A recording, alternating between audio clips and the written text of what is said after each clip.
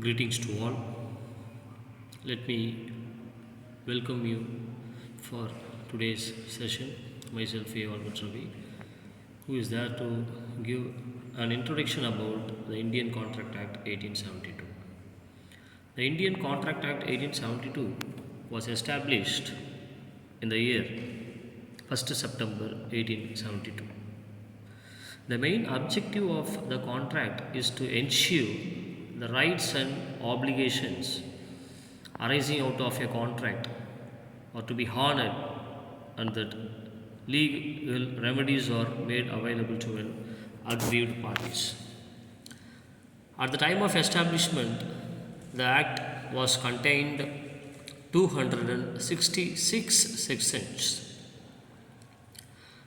Later, after introduced a separate Act for Sale of Goods Act 1930, Partnership Act 1932, the sections which are related to sale of goods and partnership were repealed from Indian Contract Act 1872. Before 1932, there was no any separate act for sale of goods or partnership. All the provisions were contained only in the Indian Contract Act 1872. At present, the Indian Contract Act 1872 contains the basic principles of all the contracts. Special contracts, contract of agency are alone there.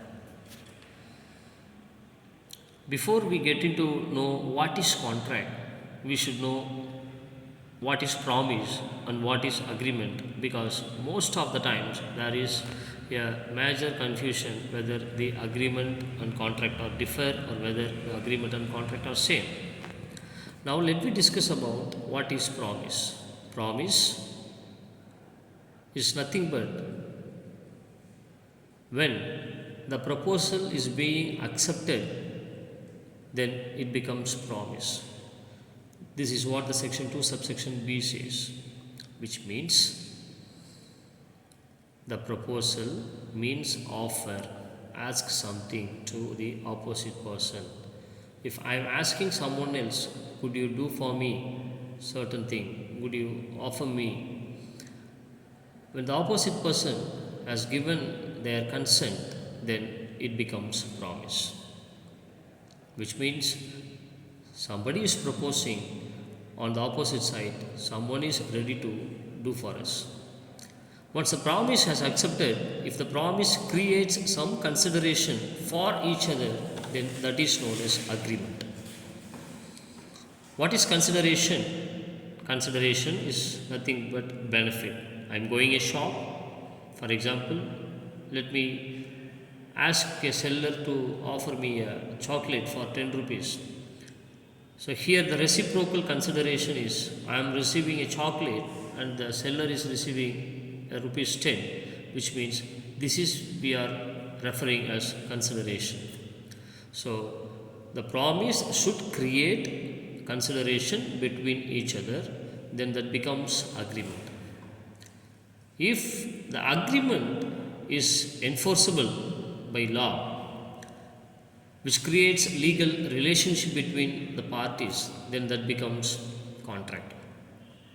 So here the PPT shows you agreement is equal to offer plus acceptance, and here you could be able to see when the agreement is enforceable, then becomes contract. Now you could be able to understand the first step is promise. The promise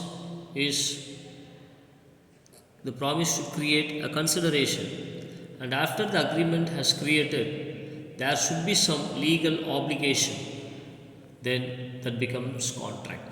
So the agreement is not same as contract.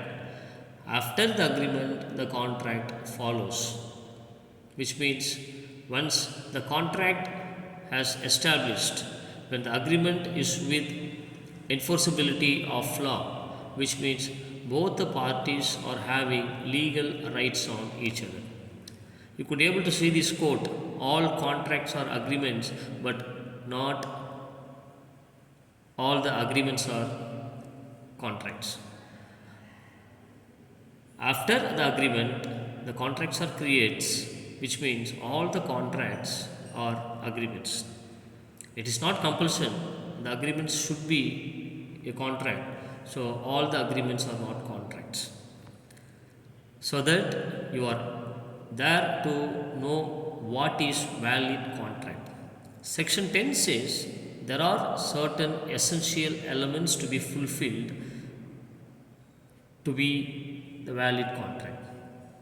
If it is a valid contract, it should fulfill the following essential elements.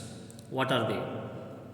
Offer and acceptance, intention to create legal relationship, consensus at idem, that is called free consent, consideration, capacity to contract, free consent, legality of object, possibility of performance, writing and registration.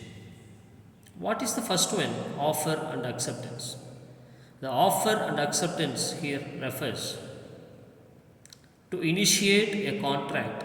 Minimum there must be need of two parties. One is to offer, another one is to accept. So the contract starts with offer and that should be accepted by opposite person. The one who propose, the one who offer is called as promiser, offerer, proposer. The one who accept the offer is called as promisee, proposee, offeree, acceptor. And the most notable point here is the acceptance must be always unconditional. The law says once the offer is made, that should be accepted as it is. Then second essential element is intention to create legal relationship. What it says, the purpose of contract is only to create legal relationship. This is what we had seen in the definition of contract. An agreement which is enforceable by law is contract. A social relationship do not create a contract. A relationship between husband and wife, a relationship between father and son, a relationship between parent and children do not create a contract. There should be a legal relationship. When there is no legal relationship, then it is not a valid contract. The third one is about consensus ad idem, free consent. The parties, those who are entering into the contract, should have meeting of minds. The consensus at idem, which refers meeting of minds. What the offerer says, that should be understood as it is conveyed by the offerer by the acceptor. And the consent should be free. When the consent should be free? When it is not caused by coercion, undue influence, fraud, misrepresentation, mistake. For example, coercion means threatening, compelling. If a person has entered into a contract by threatening, by force of someone else, there is no contract. It is not referred as valid contract.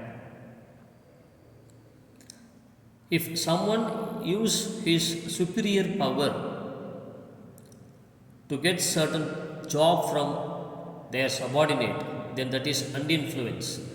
There is no free consent, which means the contract is invalid. The fourth one, consideration. What do you mean by consideration? Earlier it was said, consideration is nothing but benefit. What the most important point? The consideration should be lawful. It should not be forbidden by law. It should not be prohibited by law. The subject matter of the contract is called here consideration. What the law says, both the parties should transfer some consideration. Here the consideration need not be adequate, need not to be in the form of money. It may be in the form of kind, benefit, promise, anything else, but there should be some consideration, and the consideration should be reciprocal. If there is no consideration, the contract becomes invalid. The fifth one is capacity to contract. What the word here says, it talks about eligibility. Who can enter into contract, who cannot enter into contract. Who can enter into contract? A person, one who has attained the age of majority.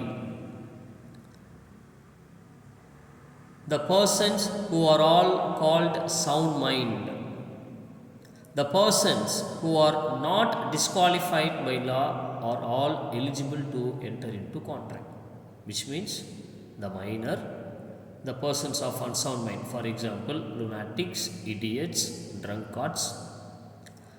The persons disqualified by law, for example, convicts, alien enemies, are not eligible to enter into contract. The free consent, which was already explained with consensus adide. The next one is about legality of object. The object, what we are, this is what again said a subject matter of the contract. The object should be lawful. The contract, object, what we are bringing to the contract should be lawful. The object should not be prohibited, the object should not be unlawful. For example, trading, smuggling goods. For example, trading the prohibited goods, prohibited drugs. These are all unlawful objects. We should not enter into contracts such that. The eighth point, possibility of performance, certainty of performance. Before we enter into the contract, the parties should see the legal and physical possibility of performance, the certainty of fulfilling performance. Whether there is a legal possibility, whether there is a physical possibility to carry out the contract should be checked out. The ninth one, writing and registration. The contract may be oral, the contract may be written. What here the section 10 says, each and every contract should fulfill the required legal formalities. If it is to be written, that's to be written. If it is to be registered, that's to be registered. If it is not registered, if it is not, the contract follows